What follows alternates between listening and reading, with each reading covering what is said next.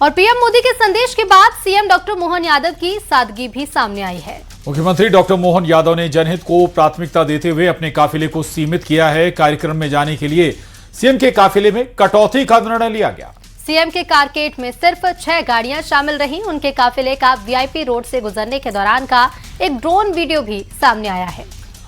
तो मुख्यमंत्री डॉक्टर मोहन यादव के काफिले की गाड़ियां भी आधी से भी कम रह गई हैं। महज 6 गाड़ियां काफिले में नजर आ रही हैं। वीआईपी रोड की ये तस्वीरें ऊपर से या ड्रोन कैमरे के जरिए ये तस्वीरें कैद हुई। पीएम मोदी के काफिले में सिर्फ 2 गाड़ियां शामिल हैं। तेल बचाने के लिए पीएम मोदी की पहल, जिसका असर भी देखने को मिल रहा है। प्रधानमंत्री मोदी ने अपना काफिला छोटा कर दिया है। पीएम के काफिले में अब केवल 2 गाड़ियां ही चल रही हैं। इसमें तेल बचाने के लिए प्रधानमंत्री नरेंद्र मोदी की ये पहले एक उदाहरण के तौर पर भी इसे देखा जा रहा है। पहले प्रधानमंत्री नरेंद्र मोदी ने अलग अलग मंचों से इसकी अपील की थी और अब खुद जो उन्होंने अपील की, खुद अपने काफिले में उन्होंने उसे अमली जामा भी पहनाया है। ये देखिए आप, महज 2 गाड़ियां प्रधानमंत्री नरेंद्र मोदी के काफिले में।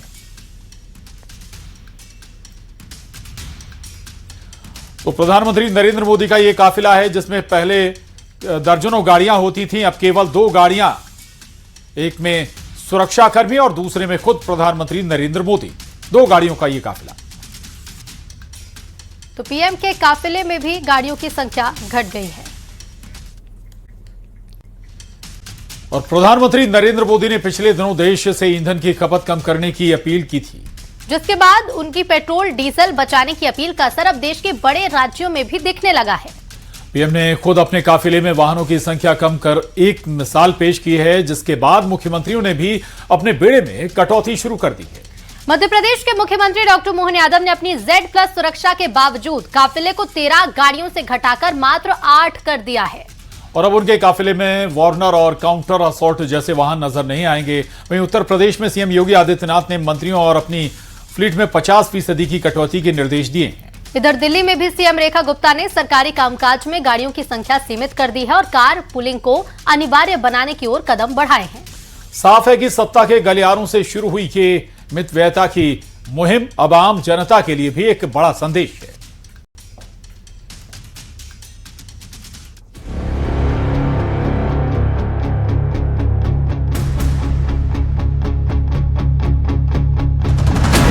ईंधन बचत को लेकर प्रधानमंत्री नरेंद्र मोदी की अपील का असर दिखने लगा है। अपील के बाद खुद पीएम मोदी ने अपने काफिले में वाहनों की संख्या कम कर एक मिसाल पेश की है। पीएम मोदी के बाद अब राज्यों के मुख्यमंत्रियों ने भी काफिले में शामिल गाड़ियों में कटौती शुरू कर दी है। MP, छत्तीसगढ़, यूपी समेत दिल्ली सीएम ने अपने काफिले में गाड़ियों की संख्या कम कर दी है। इसे पीएम मोदी की अपील के समर्थन के तौर पर देखा जा रहा है। मुख्यमंत्री डॉक्टर मोहन यादव ने अपने काफिले में कटौती की है। सीएम डॉक्टर मोहन को Z+ सुरक्षा है।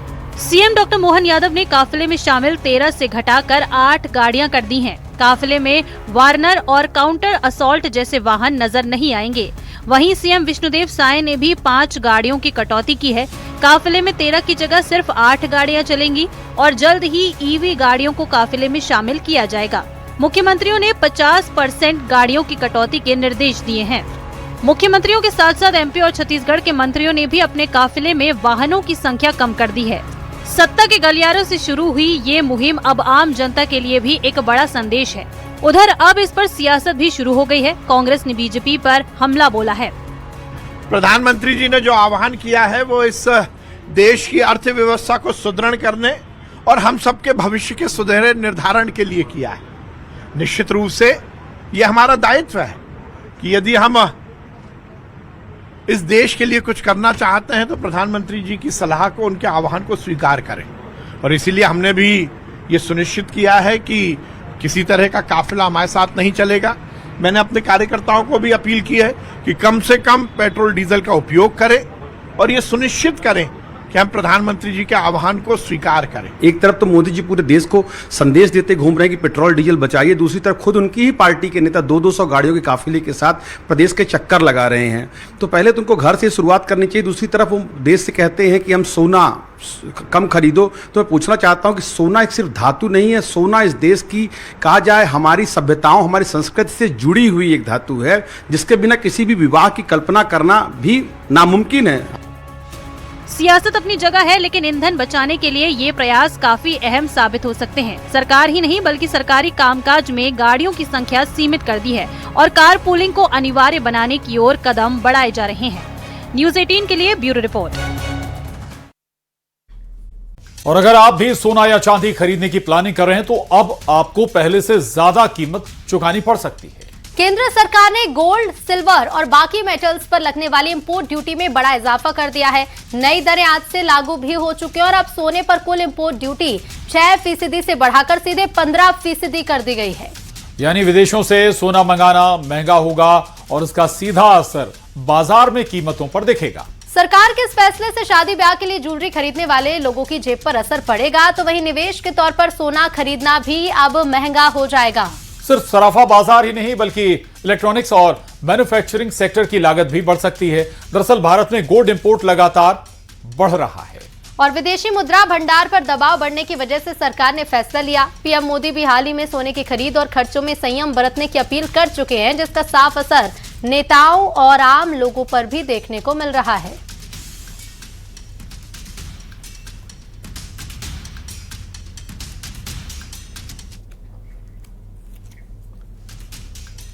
और गोल्ड, सिल्वर और बाकी मेटल्स पर लगने वाली इंपोर्ट ड्यूटी में बढ़ाए जाने के बाद लोगों को पहले के मुकाबले ज्यादा रुपए देने होंगे और ऐसे में सराफा बाजार में रौनक कम हो सकती है। इंदौर और रतलाम के सराफा बाजार में इंपोर्ट ड्यूटी बढ़ाए जाने के बाद क्या हालात है, उस पर इंदौर से संवाददाता मिथिलेश गुप्ता और रतलाम से संवाददाता सुधीर जैन की इस रिपोर्ट को देखिए।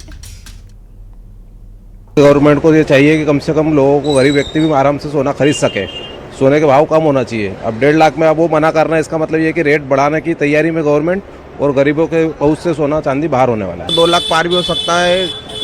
इंपोर्ट ड्यूटी बढ़ने से बहुत फर्क पड़ रहा है। पहले ही व्यापार नहीं है बाजार में और मध्यम परिवारों की पहुंच से भी सोना चांदी दूर हो रहा है, क्योंकि ये अत्यंत आवश्यक चीज़ है मध्यम परिवार की। दुख सुख में उनको काम आती है।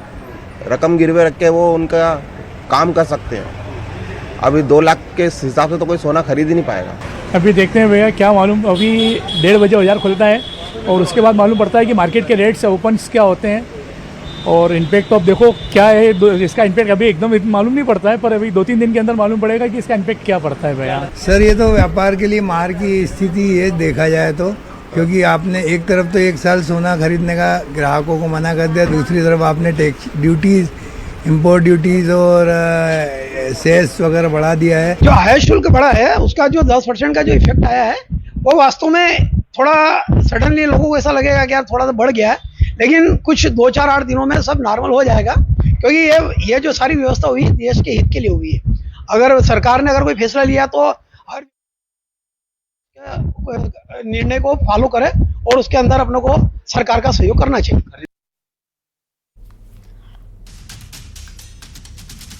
प्रधानमंत्री नरेंद्र मोदी ने 1 साल तक गोल्ड नहीं खरीदने की बात कही थी। अब गोल्ड के दाम बढ़ गए हैं, क्या सोने के बाद तेल के दाम भी बढ़ने वाले हैं? और अगर ऐसा है तो आम जनता पर भारी असर पड़ने वाला है। पेट्रोल डीजल की बचत को लेकर आम जनता का क्या कहना है वो भी आपको सुनना चाहिए। इंदौर से मिथिलेश गुप्ता की ये खास रिपोर्ट देखिए। जो अपना रुपया जहाँ से डॉलर के रूप में जाता है उसकी बचत होगी, इस वजह से उन्होंने बोला है। पेट्रोल या डीजल की या किसी चीज़ की कोई समस्या नहीं है, सिर्फ अपना रुपया बचे। लेकिन कहीं ना कहीं संकट के बीच में लोगों को वो तो उससे थोड़ा सा लोगों की माइनॉरिटी है, उससे तो कुछ कर ही नहीं सकते ना। देश के लोगों को कितना भरोसा है प्रधानमंत्री पर? पूरा भरोसा है। प्रधानमंत्री कह रहे हैं कि पेट्रोल डीजल का इस्तेमाल कम से कम करें, वर्क फ्रॉम होम करें, 1 साल तक गोल्ड नहीं खरीदे। लगातार देश के लोगों से अपील कर रहे हैं। तो सही कर रहे हैं, वो सही कर रहे हैं, गलत क्या बोल रहे हैं। अगर हम देश का पेट्रोल बचाएंगे, वर्क फ्रॉम होम करेंगे। आप देखिए ना कोविड-19 में जब वर्क फ्रॉम होम हुआ था तो मतलब ऑफिसों में जो देखे बिजली, मेंटेनेंस, पैसा, सब कुछ कितनी बचत हुई थी। और आज यही समझ ले कि अगर संकट काल आया है तो हम पूरी पब्लिक मिलके, जनता मिलके हम उनको सपोर्ट करें। पेट्रोल डीजल का इस्तेमाल जो है ज्यादा नहीं करें, मोदी जी अपील कर रहे हैं देश के लोगों से। पेट्रोल डीजल का इस्तेमाल तो हमें वैसे भी ज़्यादा नहीं करना चाहिए, पब्लिक ट्रांसपोर्ट ज़्यादा यूज़ करना चाहिए, है ना। लेकिन अभी अपने यहाँ वो कल्चर आया नहीं है पब्लिक ट्रांसपोर्ट वाला। लेकिन पब्लिक ट्रांसपोर्ट जितना ज़्यादा यूज़ करेंगे उतना अपना डीजल पेट्रोल कम होगा, क्योंकि डीजल पेट्रोल पे हम तो निर्भर किस पे है, सब गल्फ कंट्रीज पे हैं। तो हमारी आत्मनिर्भर हम बने पेट्रोल डीजल का आप साइकिल यूज़ करें, पब्लिक ट्रांसपोर्ट यूज़ करें, इलेक्ट्रिक व्हीकल यूज़ करने लग जाएं तो ज़्यादा अच्छा होगा। संयम से ही पेट्रोल और डीजल यूज़ करेंगे तो अच्छा रहेगा। आने वाली जनरेशन भी पेट्रोल डीजल कम से कम देख पाएंगे कि ये ऐसा पेट्रोल डीजल होता था। पब्लिक कम है कि ज्यादा है, क्या ऐसा नजर आ रहा है? पब्लिक तो सर आ ही रही है, रेगुलर जो आ रही है वो थोड़ा सा दहशत से भी पब्लिक आ रही है। जैसे से हाँ। पैनिक कर रहे हैं लोग। हाँ।